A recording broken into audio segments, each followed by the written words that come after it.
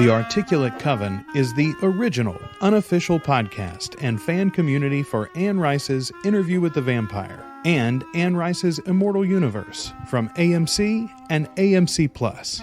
Welcome to the Articulate Coven. We are your hosts, Ashley Wright-Eiler, Joel Sharpton here, and we are the Articulate Coven. And we are back for episode 2, faster than we originally assumed, faster than you might have imagined, perhaps faster than you yourself are watching this. Let's speak off the top here, Ashley, to a discussion we had in the Facebook group. Do we release these episodes as closely as we can with the release of the episodes themselves on AMC Plus, or do we try to tie our releases back to the cable release? And once you and I realized for sure we were going to be getting continuously episodes week to week ahead of the cable schedule, first and foremost, you and I wanted to talk about these episodes individually. Like we watched episode 1 and discussed it before we watched episode 2, and we want to do that week to week. So if we're going to separate our own discussions just for ease of viewing and ease of recording, I think it's going to be better for us to roll with the AMC Plus schedule, since that's what you and I were doing. We took it to the group. It seems like most people in the group, that are commenting regularly anyway, they seem to be AMC Plus users too. The few cable users were like, hey, I know I'm going to be running behind on the series. That means I'll be running behind on the podcast. No worries, no harm, no foul. So just be aware of that. If you're a cable watcher, be aware of that in the Facebook group, especially. Watch the spoiler threads. We'll title those at the top, spoiler thread for episode 2 discussion, whatever, and just don't read ahead. Yeah, stay out of those spoiler chats because they will be spoilery. And of course, I mean, if you're a book reader before, it's not really spoiling, but at the same time, I do understand, because you and I are trying to do it ourselves. You want this version of the tale to unfold as the creators wanted it to, right? Absolutely. I'm really, it's so good, you guys. Something I'm really excited about is as we know, there was a lot of fans were kind of concerned about how this is going to be, and it's just really great to go to get onto Facebook and get into the pages that I follow and the fan groups that I'm in, and people really seem to be enjoying this for the most part. I mean, obviously there are some definitely people that are not on board yet, but I think a lot of us are having a really good time with it. Yeah, I think and maybe it's just about how I've managed my own social media feeds. I don't know, but I am seeing overwhelming love for it. Every now and again, I'll see a small nitpick, but generally, it's a nitpick brought about from someone who loves a particular aspect of the novels, or one particular novel even. So that's almost understandable. You and I are going to have those things. As a matter of fact, one of them is going to come up in this episode, Ashley. So before we get to that and our spoiler discussion, in case you haven't watched episode 2, After the Phantoms of Your Former Self, let's do spoiler free for a second. What did you think of the episode? Of course, I've watched it 3 times, you guys, already today, because I was making making some gumbo, and that takes some time. So I did my rewatches while I was cooking, and I freaking love it. It was such a cool little slice of time in this world and in their relationship, while Louis is a fledgling, and it's a great ride. I had a blast. I had a great time. There was a lot more humor in this episode, which was kind of fun, and we get to see a little bit more of Lestat's not so great side. So yeah, I had a blast. I had a great time watching it. I did too. I feel like I get a sense now of the pacing of the series. Perhaps you can begin to see, we know it's going to be 7 episodes this season, and we know where we are in the tale. You and I have already speculated about where we're going to end up by the end of season 1. I get a sense of where they're going as far as how they're laying this out for us, in particular with the combination of the modern day story that is going on, sort of the B plot with Daniel and Louis in this compound in Dubai, versus the classical story of Interview with the Vampire, which is the developing tale of Louis as he becomes and grows as a vampire. It's I think they did a great job, honestly, of telling the 2 stories tonight. And again, I get a sense of how this is going to go week to week as we move forward, and I'm super excited about it. So let's dive into it. This is a wild ass interview. This is a wild ass. Oh man, what's happening? All right. This episode was directed again by Alan Taylor, just as the pilot episode was. This one was written, however, by Jonathan Sinisarowicz and Dave Harris. Those are our writers for this one. I want to dive right in the top with my nitpick. So, I mean, literally the first thing that I wrote, it's within the first, I think, 3 minutes of the episode. Louis and Lestat speak to each other mentally, even though Louis is now turned. It's one sentence, and I was so angry. I said, ugh. It's my first disappointment of the series. I can't believe they let me down. We literally talked about this last week. I literally had the same reaction. And then I said, wait, because Lestat further explains and says they can't read each other's minds. And yet, in the opening scene, as he takes Louis for that first hunt, Louis is eyeing the sailor while Lestat is trying to turn him towards the salesman. And the first time Lestat does it out loud, he puts a hand on Louis and addresses the salesman directly. The second time, though, he says in Louis's head, it seems in the show anyway, he says, "You're going to scare him away, mon ami." And I don't know what they're doing here, other than just like, maybe they're confused, and somebody missed it, I guess. I don't know. Or maybe I suppose consider speaking, like using that straight telepathic message when you're sitting beside each other different somehow than reading your mind than actually going into, and that's kind of how maybe I do wonder, because the thing that you and I were really concerned about and think it matters to the overall tale of this is that moment when you're in need and you scream out to the rest of the vampires, which Louis refers to, hearing the calls or the squabbles, the plotting of all of these other vampires around the world. He can hear it, and yet can he hear Lestat's cry for help if he needs him? Or is it only when they're right there in the present? I don't know. I mean, I suppose it's probably not going to be addressed, and maybe this is one of those things like you said last week about the amount of blood or the levitating. It's a nitpick. It's television. They're trying to show this vampiric power to people who haven't read literally thousands of pages of Anne's writing on the subject. So I don't know. I guess I'll just take it. But I would like to hear Roland Jones talk about it, honestly, because I want to know what the deal was here. I'm very interested to see if they give any sort of explanation about that, because I had the same reaction. I literally was like, like I said it out loud. I was like, oh no. But then I felt, I don't know. I am glad that as Lestat explained it, I think the central core of what you and I were talking about in last episode remains in this universe and will be there moving forward. In particular, the divide between Louis and Lestat can grow because they cannot read each other's minds. They cannot understand each other innately. They have to use their words, as the relationship counselor says, and they have to explain what each of them wants and needs from one another.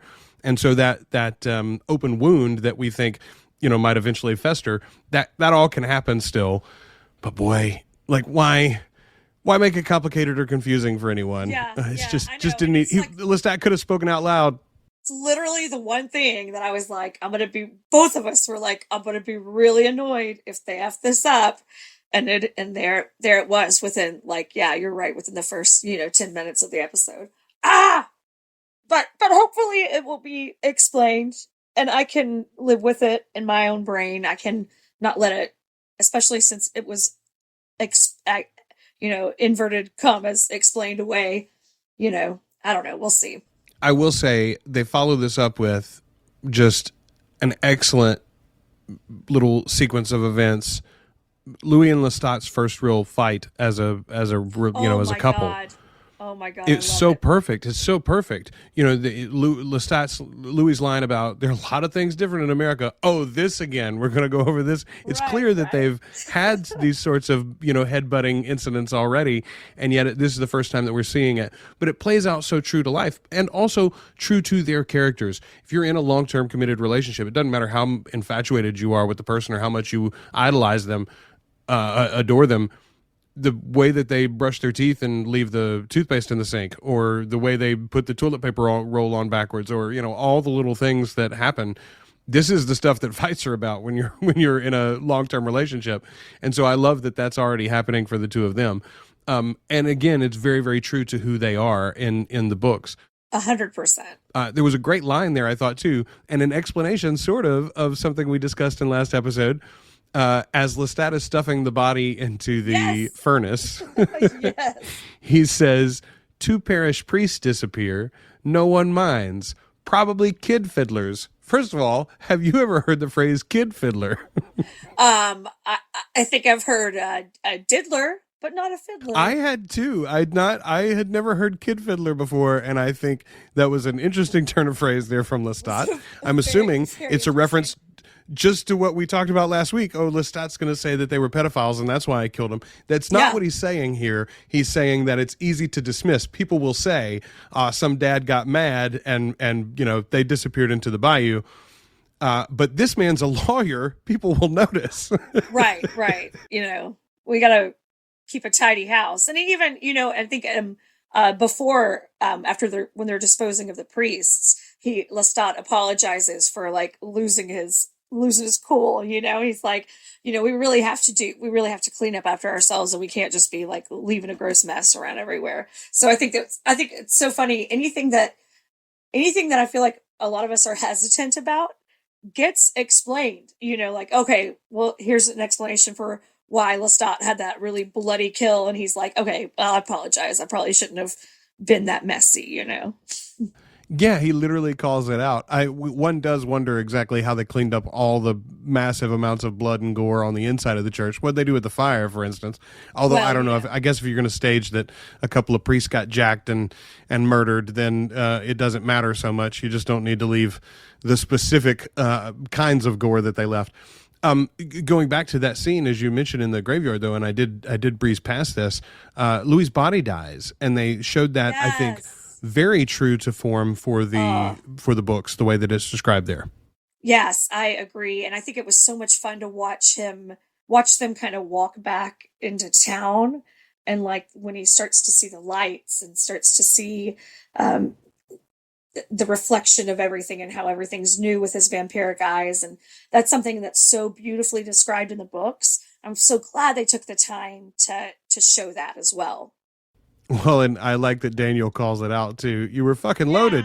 Yeah, absolutely. I know that feeling. I've been there before. Absolutely. I love that kind of comparison. And because because Daniel's been set up as a recovering addict, you're to draw that comparison between the high and the thrill of a actual high versus the thrill of a kill is really interesting. And also, just the turning into a vampire, the sharing of the vampiric blood and all that, and how it's just a heightened experience. And I kind of like those parallels being drawn. It gives people kind of a different, maybe outlook on it. I also love Lestat, again, very true to the novel, completely just dismissive of this experience for Louis. Yeah, you're dying. It happens to everybody. Get over it. Oh, look at that. You've retched. Yep, here it comes. So dignified. And then the moment that Louis comes out of that, suddenly Lestat's attention is drawn back to him. Louis, there's the spark. Yeah. And I love that because it is, again, it is Lestat. Lestat is not interested in the awful, but he loves Louis because Louis is this perfect aesthetic creature, which is, as you mentioned last week, Lestat's entire moral system basically is based on aestheticism and beauty and pleasure in the scheme of eternity for him. So I love that they play that out in small moments and they host it there. The other thing, and we wondered whether they would call this out, but they called it out specifically. Louis is listing the ways in which he and Lestat are different, which is so great. Black, white, Creole, French, queer, half queer, mostly queer, question mark. And Lestat says non-discriminating. First of all, I love the way that he answers it. Like the delivery that Sam gives there is just perfect. But also, Lestat is not. Lestat is absolutely bi, pansexual, whatever you want to call it. Like, Lestat loves people and souls and personalities so much more than the wobbly bits, and that's exactly where that character is coming from, and Sam is playing it from there. I dug it. Absolutely. It reminded me so much of one of my favorite moments in the fabulous Schitt's Creek, where Stevie and David are talking about their, kind of, sexual orientation, and David says, I'm into the wine, not the label. And it's got a definite feel for that with our boy Lestat, and I love it. I think that's awesome because that's 100% true, 100% the way the character has been portrayed in every book I've read. He's in love with being in love. He loves to love our guy. Absolutely. I think I referenced it earlier as the B story, but our story with Daniel and Louis in Dubai. I think that a lot of people are going to have a problem with the dinner, the pageantry of it, the way that Louis lays this thing out over course. It really seems to be set up to not just put Daniel on an uncomfortable footing, but almost like a little bit of psychological torture. And it seems very un-Louis. I want to park that particular part of it because I want to come back to it in Easter eggs, but I want you and I to discuss maybe there's some reasons for why that all seems so un-Louis. But to me, I think surface level, I think there's a reason why it could make perfect sense for Louis to be acting this way, in that he says it, he calls it out. This book that they are going to write after these interviews are completed, this book should be a warning as much as anything else to the mortal world.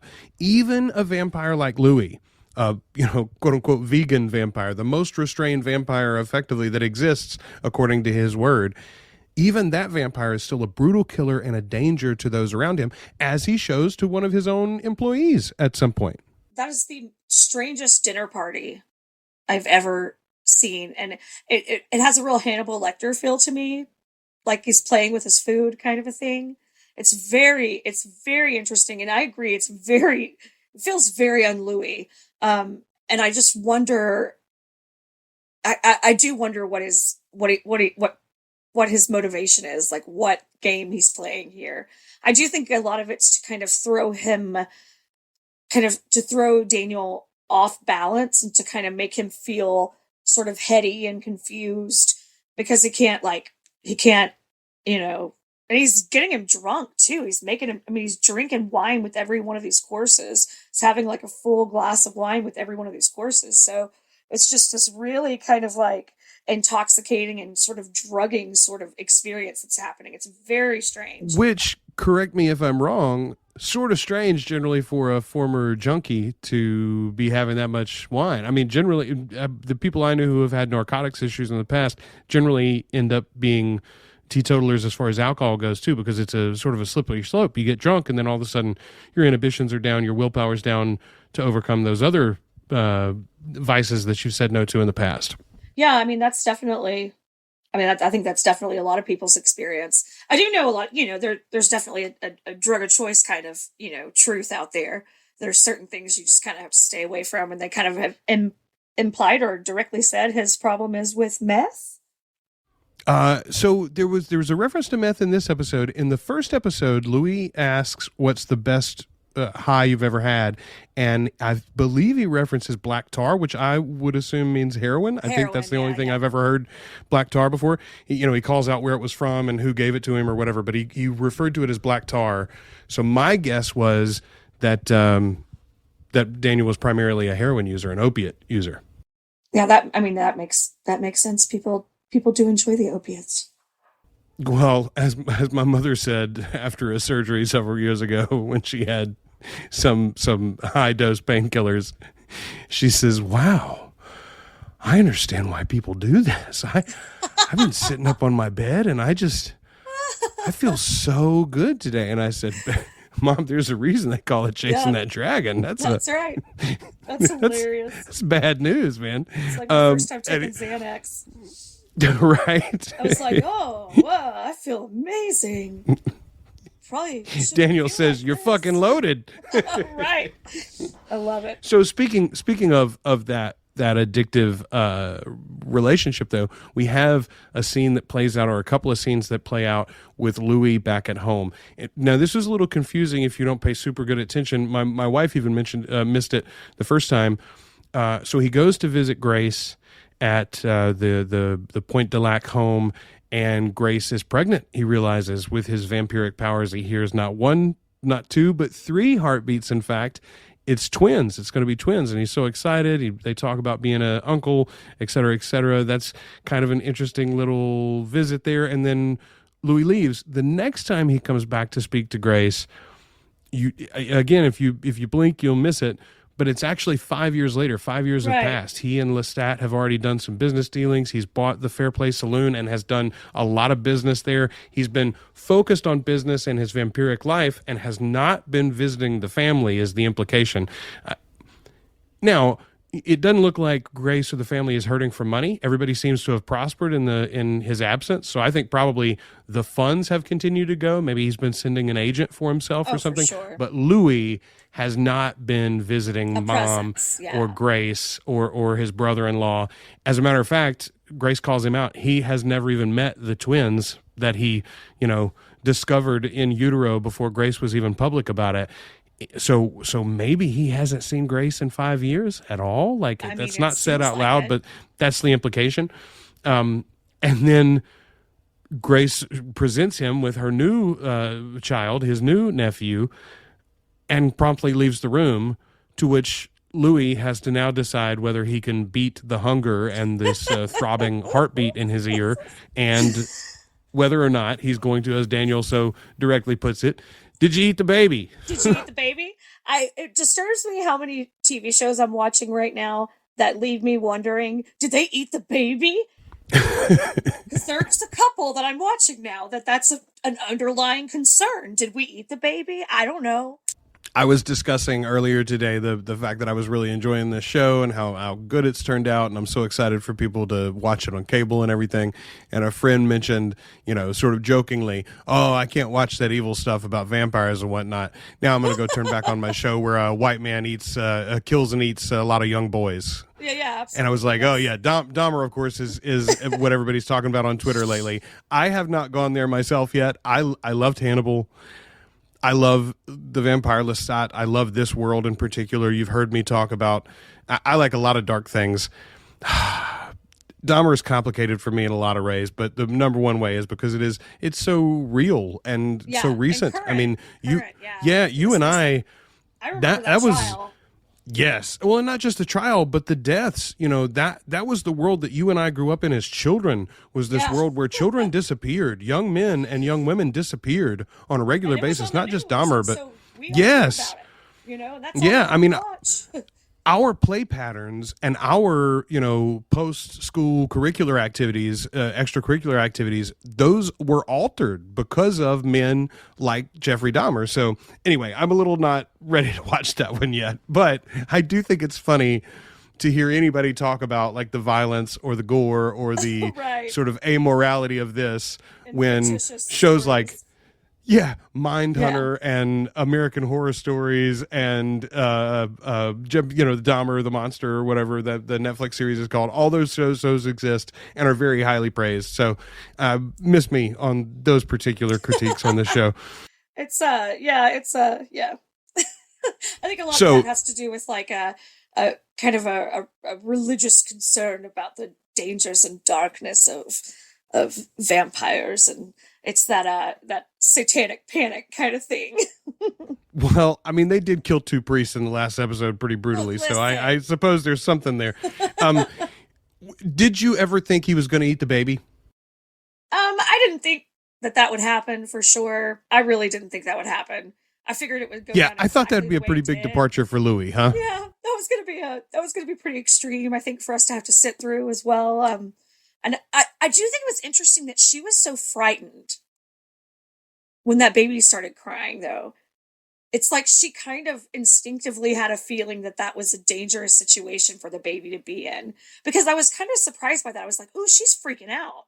I thought the same thing too, which is interesting since, I mean, she left the baby with Louis not once but twice, which says to me that she did not have some sort of foreboding about his otherness, even though she specifically calls out his eyes, does Right. say that he's different than he used to be, et cetera, et cetera.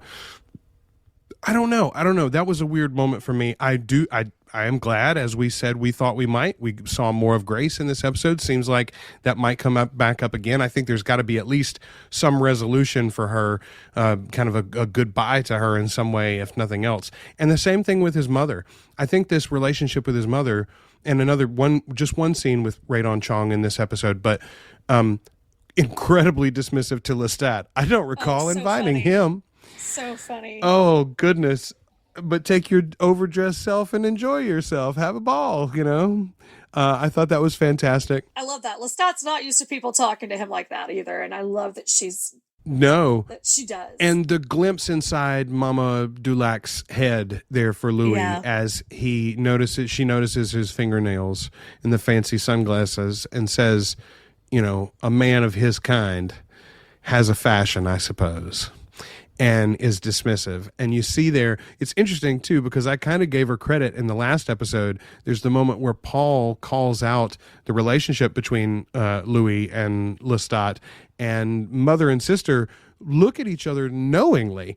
I think they know exactly what Yeah. Louis' sexuality is. And in my mind, accepted it as much as they possibly could. Obviously, they come from a religion and a culture that didn't accept it as okay, but to me, I thought there was some sort of, maybe acceptance is the wrong word. It's definitely not approval, No, like an but at least acknowledgement. understanding. An Yes. acknowledgement of it, you know. And I Here, do think, it seems very much like there's some self-loathing on her part for the fact that Louis is this way, though. yeah, she does have, you know, she's definitely the judgmental mother there in that moment, and I don't think that's surprising at all. I think that that's pretty on brand for, you know, the time period as well, and then, you know, just moving this character forward, moving him forward, and having to eventually have a rift between his family where he's no longer, you know, in contact with them. It's kind of setting all that up. I do wonder whether Louis will cause that break directly in some way. Will he be the actual end of either his mother or sister or both? Or will it just be a dissolution of the relationship and him finally pulling away, you know, for whatever reason or in whatever way? Looking forward to see how that resolves. And my guess is that might. Yeah, like him realizing that he has to walk away. He has to be the one that walks away. My guess is that might even come in this next episode. I think we've got one more before we meet Claudia, and I think this is part of that. I think Claudia comes out of the goodbye to family, maybe, in this story. Well, and he says, you know, this is the first time you hear him say to Lestat, you know, after that moment that he has where he's like, I almost ate my nephew. And but he's like, I'm not ever gonna have a family, you know. And I think No that sons, that's like, no daughters. no sons, no daughters, and it's kind of that first inkling that he wants that he wants more, and that there's something that Lestat can't provide for him, you know, and so off they go to try. You're right. I saw a lot of memes with like that line and then the light bulb moment. Yeah, yeah. Oh, Yeah. Lestat Hey, has an idea. ding ding. I bet I could. So let's talk a little bit about buying the Fair Play saloon and the move up into the the white world of the underhanded business there. It's obviously going to bring Louis more into the public eye. It's going to cause him more problems.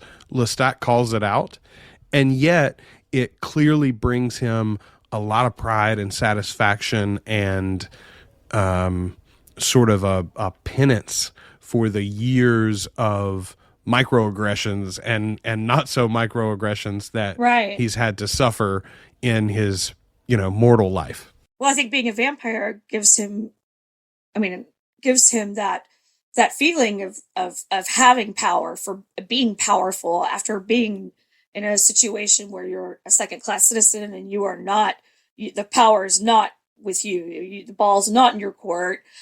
When that guy tells him, "Oh, you've earned your 15%," I was like, "Ah, you asshole! Are you freaking? He's only getting 15% from this shit." I was so angry. I was so angry, and so angry that I totally understood why he was like, "I'm gonna fucking kill that guy." Well, and I love Louis' line there too. He's like, "It was unfortunate and random that man chose that night to commit some fuckery." Oh, I love it. I love it. It was so funny and brilliant and correct. That was some fuckery, and I'm glad that he dealt with that asshole. Again, though, I think this is building towards what we talked about last week, which is this still Lestat's lack of understanding that the vampiric powers that Louis has don't change his they don't change his status in life, honestly. They change his choices in how he reacts and responds to the nature of the life that he leads. But to not draw attention, he still has to walk a step behind Lestat when they go to the opera. He still has to stand behind him and wait as if he's the valet. And by the way, what gall from Lestat. Hey, I'm trying to make it up to you. I want to take you on a date. Let's go do what I like to do, and also you have to pretend to be my serving man. You know, and wear the suit I bought for you. Oh yeah, I mean, I don't know. He did smile at the suit at least. So like Lestat, Louis, I think is into the fashion now, perhaps. I really enjoyed in the book. It is a woman that would fill this role. I think actually it's two singers, isn't it? I think the scene is played out largely in the movie as well, that Lestat brings back to the parlor here to sort of do this slow drain and everything. I love that it played out as it did. Yes, with the tenor, because this again is something from the books. Also, it's very much something that Hannibal would do. We've mentioned him a couple of times here. Hannibal would absolutely kill the tenor because he couldn't sing as well as the soprano. That's in from out of town. Him pricking his finger and marking each note that was missed. God. I was like, that's what he's doing. I realized that immediately, and I was like, oh, holy shit, this is going to be wild, you know? And I love that they're acknowledging his deep passion and love for music, and that's kind of intertwined with the character, and that he would be that freaking offended about this tenor sucking. Not just deep passion and love for the music, but performers, the musicians, but the composer as well. He knew the composer. Yeah. He was there when this was written and premiered, and it was so a moment he'll never forget. And he's rolling in his grave, and I know that because I was there. You son of a bitch! I love when he takes the tenor and tries to explain what he did wrong. He's playing him through the parts and explaining it to him and breaking him down mentally and emotionally. You know. Also, Sam sang. We didn't expect it so early, but it's lovely. It wasn't featured. He was sort of offhanded and in the background in French, but still, or in Italian, I guess. But lovely. I'm so glad that they got to use that talent that he has. And as we said, supposedly there's at least a moment or two that we're going to hear Louis sing as well sometime in here. But then the follow-up to that, he finally stabs the tenor with his finger and makes it where he can't speak anymore, which is so brilliant. And Louis asked him, "Why did you do that?" Yeah, and Lestat says, "Well, I like to do it. Well, I like to do it. I enjoy it." And Louis says, "Well, I don't." And Lestat says, "Then don't do it." Yeah, I didn't ask you. I didn't tell you had to enjoy it. Yeah. I love though, that that's effectively two guys yelling at each other, "Don't yuck my yum." Yeah, it's these early indications of marital strife we're seeing with our guys here. I love the scene. This is back a little bit, but I adored the scene with the two of them in their coffins when Lestat was like, "I don't like to go to bed angry." I thought that was really nice too. I thought that was so much fun. It shows, too, the power dynamic in this relationship. There is a power imbalance between Lestat and Louis, as there was in the books, in that Lestat has a lot more knowledge, a lot more actual vampiric power than Louis does, et cetera, et cetera. But on the flip side, there is this imbalance of power in that Louis is in some ways more worldly almost than Lestat is. Still, even though Lestat's older in this version, Louis understands this world, at least, that they're moving in better Right. than Lestat does. And That also, apartment's badass, though. He's got a good setup for his vampire life in New Orleans. Joe, right? There's also, though, the imbalance of, I mean, as much as Louis calls it out to Daniel in the modern day, he says there was a manner in which I worshipped him, almost, speaking about Lestat. And that's true. Louis is sort of caught in his orbit. But at the same time, Lestat is the one in the relationship that can't say no to Louis. And he calls it out. How can I say no to you? And that's Right. when Louis finally gives up his pout and smiles, and they make up there in that moment. I love that that's all played out, and you can see it. You can see that power dynamic go back and forth, the ebb and the flow of who's in charge and who's leading this dance. And Right. It has so much to do with who's in charge of like the temperature of the relationship, and how that's like this really, it feels like a dance, but it's really a tug of war. yeah, it really is. And then to end, Louis gives in to Lestat and joins in the meal of the tenor there. Although Could you he, not? well, again, very true. How could you say no to him? That's And right. Louis says that to Daniel. Basically, I was trying to appease him. I was trying to get along. I was trying to hold on to this relationship, all that I knew in the world, all that I had in the world, basically. And then Louis and Daniel have a great moment to end the episode. Although, again, I think people are going to be kind of mad at it. Going back to the discussion you and I had last week, is there a straight washing of the character of Daniel? Is Daniel here only a straight man, unlike in the novels where he is very much a gay man? We get the story of the dessert. The final Right. course is a dessert. Louis tells us that he tries once a week to have a human dish, even though it tastes like paste or chalk or nothing. What sort of penance? It made me think about like the sects of Catholicism where they tie the needles around their leg or whatever, so that every time you kneel you get pricked or something. Like, Yeah. why would you do that to yourself, Louis? Why you make yourself? What are you doing? Punishing yourself. What does he say, to keep up the thread?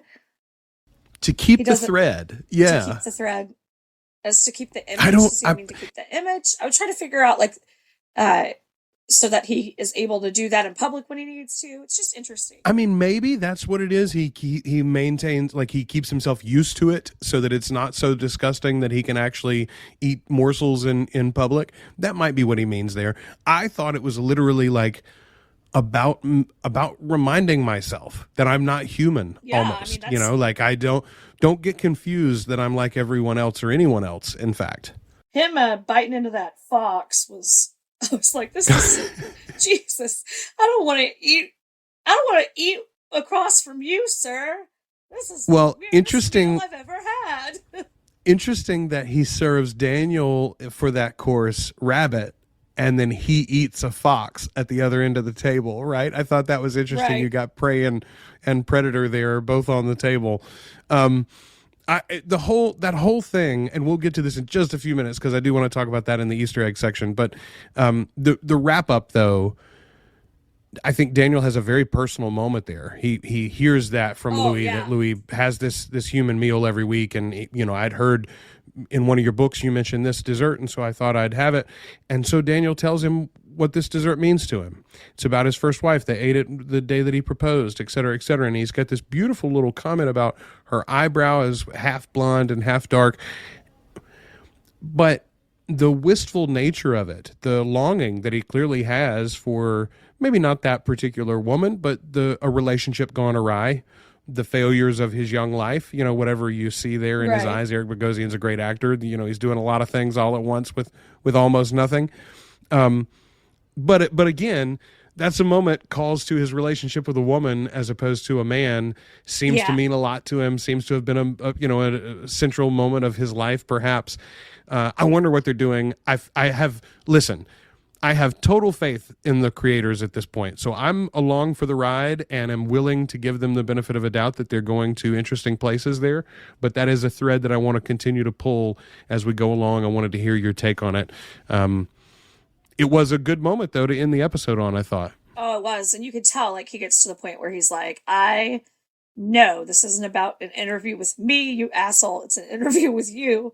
And he closes his computer. And he kind of Right, draws that closing himself boundary. off again. Yeah. And I love that. I love that moment where he's like, no, now you've kind of crossed a boundary with me, and two can play at this game. The other thing we haven't mentioned yet, a little bit more of a hint as to what sort of world Louis is living in here, in that we see lots of servants in this episode across the dinner.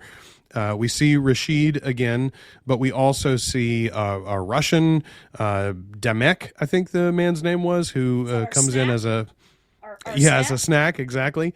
And then lots of different people coming in to serve the table and fix the table and take everything away, et cetera, et cetera. Rashid makes a comment at some point that he serves a god. Yes.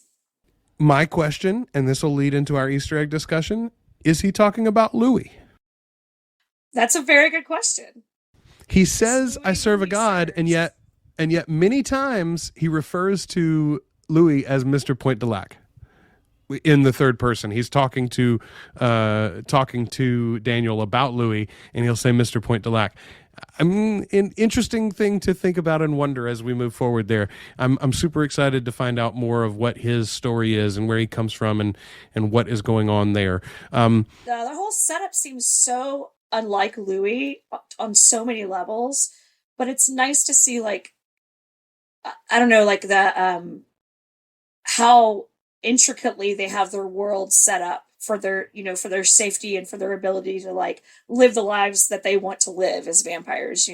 It's really, it's cool. I've always found that really interesting, how they have to keep, resetting themselves up as time goes by, as they're supposed to die, and then they can come back as, like, the long lost nephew of their dead self, to keep their, their books on track. I love that. Right. I always love that aspect of it, kind of in the background. And it's cool to kind of see it played out on the screen. So overall, I thought this was a great episode. It's a wonderful episode too. Again, I feel even more satisfied and even more confident that this thing is going to go just as well as the pilot did. And when we get to the end of this first season ride, I think we're going to be just as excited and looking forward to season 2 as we are here looking forward to episode 3. So kudos. I am on board. 100%. I was going to be on board regardless. I'll be on board if the damn ship sets on fire. I just have to go for it. Yeah. You just have to. All right. Quickly, let's get to a couple of Easter eggs here. If you haven't read the books and you don't want any speculation about what's to come, now is the time to dip out. Two things, short things first. The painting in the dining room. Shanley, so there are two paintings there in this episode to be referenced. We'll get to the other one in a minute. But in the dining room when they're actually eating, there's a painting in the background. Shanley on Twitter, and I'll put a link to this in the show notes, her tweet about it. Fun fact for a niche audience. In the dining room in Dubai is The Storm on the Sea of Galilee by Rembrandt. This painting was stolen from the Isabella Stewart Gardner Museum in 1990 during a heist and is still missing in the real world. I thought that was a nice touch. Right? What a brilliant idea. And this is something that is in the books. The vampires have stolen a lot of artwork over the years and have a lot of stolen artwork from famous artists. So that's a cool touch. The other artwork that you got excited about there, it's right in the beginning of the episode as Daniel is kind of looking around, and he has that moment with Rashid where he mentions that he, serves a god. The artist is called out as Marius de Romanus. Marius exists in this world. And the vampires know about him. So I've seen a lot of the fandom sort of clutching their pearls over Marius's incoming existence in this universe, because very frankly, as portrayed in the books, Marius is a pedophile. And obviously, that is not the kind of character that anybody wants to root for, right? He uses and abuses Armand and apparently many others through the years that are underage. First and foremost, Armand in this series is not going to be underage. I believe they will cast him young. Yeah, I don't believe they will cast him as an underage man. And I think the relationship with Marius and Armand is going to be different. I do think it's going to be a passionate one and a romantic one. I do not think it is going to be that of a master and a child. Yeah, I think that, again, it's like, what are we comfortable watching? What are we comfortable seeing? What story, what version of this is palatable for everyone to consume in a way that's not, unhealthy or dangerous, or, and it's different with, we're talking vampires, and I get that that's like, it's all fictitious and whatever, but it's still, we don't, I hate when quote unquote entertainment becomes, like kind of oversteps those lines where you feel like you're treading in really, really gross territory. It's just not cool to kind of trigger people that have had those bad experiences and that sort of thing. It's just not a fun way to consume things, in my opinion. I 100% agree. Marius de Romanus, of course, from the Vampire Lestat, he is the Marius, the creator of Armand. He is this, 1,000-year-old vampire plus. He is the mentor of Lestat. He is the one that keeps those who must be kept, or did at least once upon a time. Whether or not he's alive at this point in the timeline, how far along are we? Are we post Queen of the Damned? Are we post Memnoch the Devil? I got to tell you, I think based on Louis' discussion about, this book being a warning, I think we're post Memnoch the Devil, and Lestat in the modern day right now is in his comatose state. I think that's where we are. I think Louis and Armand and Marius are kind of running things on a day-to-day basis, and Lestat is not around currently. I think that's where this Louis finds himself. I think it's one of the reasons why he is in this contemplative state. I think it's one of the reasons why he's thinking about warning the public, because maybe he doesn't trust or love or respect quite as much as Lestat, at least, those that are now seemingly calling the shots. And in particular, I wonder if we're not at Louis' compound in Dubai. I wonder if we are in Armand's compound in Dubai. Rashid, I believe, serves Armand, not Louis. And I got to tell you right now, I think we're going to see Armand before the season goes. I know I said last week we weren't. I've changed my mind. I think they're working towards Armand. I think we might even see him soon. I think, okay. That's interesting. If they've kept that under their hat this long, that is some seriously good secret keeping on their set. Right? Damn. It'll be so impressive if they pull it off. But I think, first of all, this decor is not Louis. It does not scream Louis. It screams really Armand. If you look around, the collection of Marius's paintings, that again is not something that Louis does in the book. Now Louis does like art, but I don't see him chasing down Marius's paintings. I also don't see Armand parting with any. Yeah, there's times that Louis is just hanging out in like a rundown old house. Right. Like he's not necessarily like the most luxurious of our vampires. Yeah, that's a very interesting point. I hadn't really considered that, because it does seem kind of out of character. That space itself seems out of character, though. I mean, you think about moving forward in time and them, finding the new fashion and things like that. Who the hell knows? But I did like that that he asked him, did the pandemic kind of bring all this up? Like, does that making everybody all, what does he say? The pandemic or the state of things in the world? I thought, okay, so there's a comment there too that I have been searching for crazily, and I can't find. I don't know if it's a reference. He calls out so ever so slightly earlier than that. Louis is talking about what a nice vampire he is and how he's got his instincts in check, et cetera, et cetera. And Daniel says, "Oh, like all the rest of them?" And Louis says, "No, very much unlike the rest of them. They're crazed for blood." And then he calls out, "There's one brute in Madagascar." Yes. who wants it to be a great conversion. He's going to turn the whole world into vampires is the implication there. That? I don't know. So listen, in the later books, in the Prince Lestat books, there are a couple of names that are very powerful vampires that haven't really been discussed before. They're weaved into the story and made antagonists to Lestat and your central, protagonist vampires for those 2 or 3 stories. It could be one of those, but I can't find anything in the alphabetary or my searching that makes either one of them a direct call out for Madagascar. And I can't find anything that mentions a discussion of a great conversion. So I don't think either one of those ideas come directly from the novels. If you know what that is a reference to, pretty please tell us in the comments or send us a message on Facebook or put it on the Facebook spoiler thread discussion, whatever. I'd love to know it if anybody finds it. But so far in my searching, I haven't found an answer to that one. I do think, though, it is interesting that the pandemic might be a supply chain issue for vampires, right? Like, is it there's a lot of extra death all of a sudden, a lot of people out of pocket, but also a lot of awareness suddenly of people that die, perhaps. Maybe that's caused a little extra scrutiny.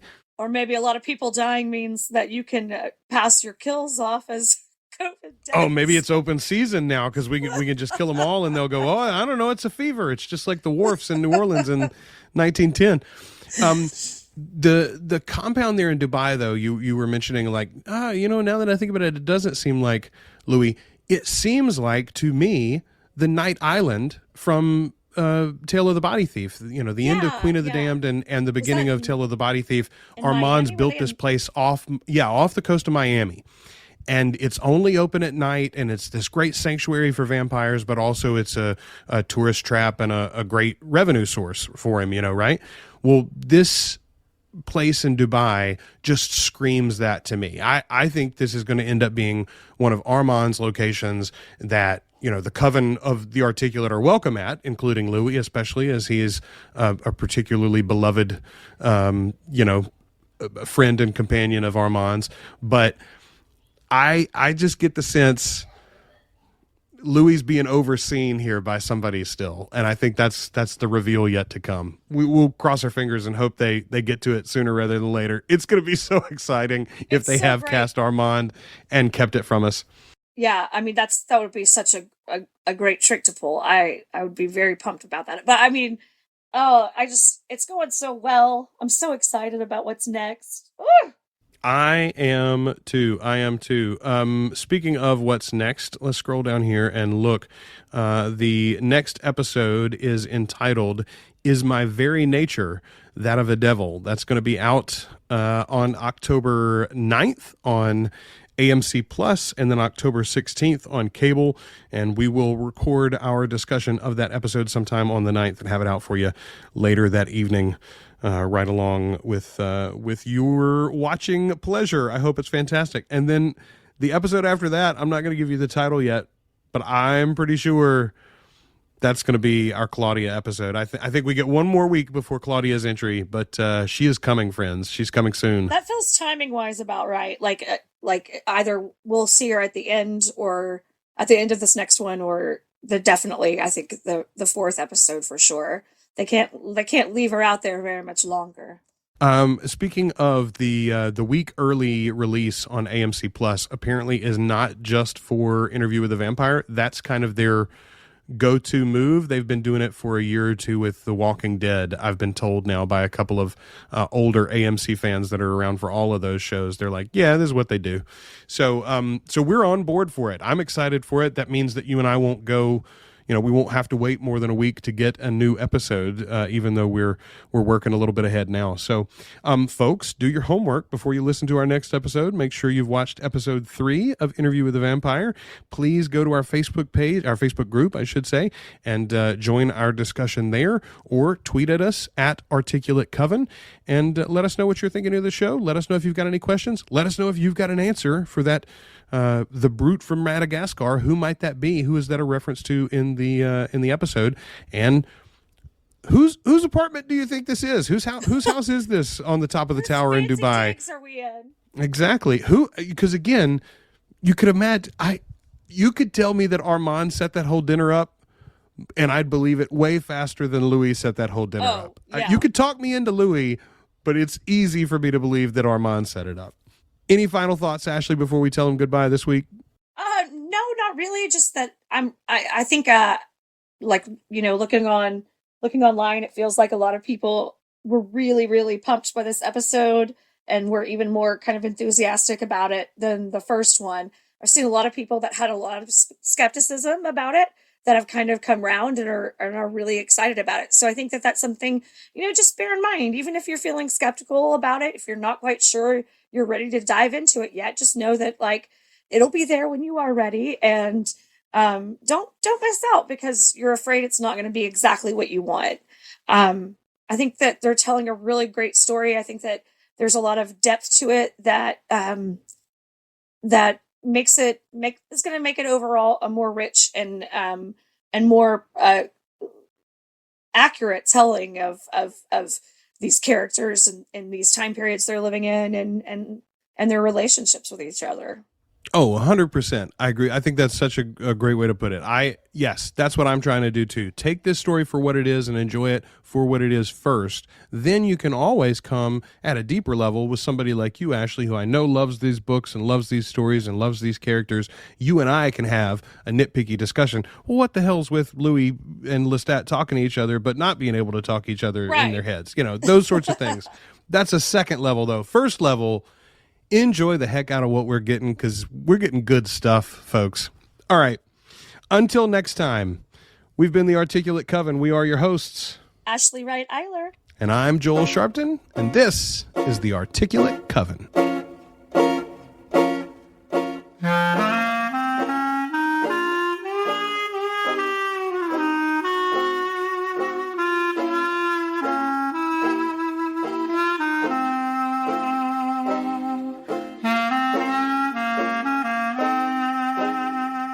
Thanks for listening to The Articulate Coven.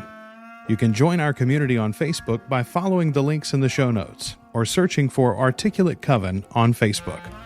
You can subscribe to the show in Apple Podcasts, Spotify, Google Podcasts, or at articulatecoven.com.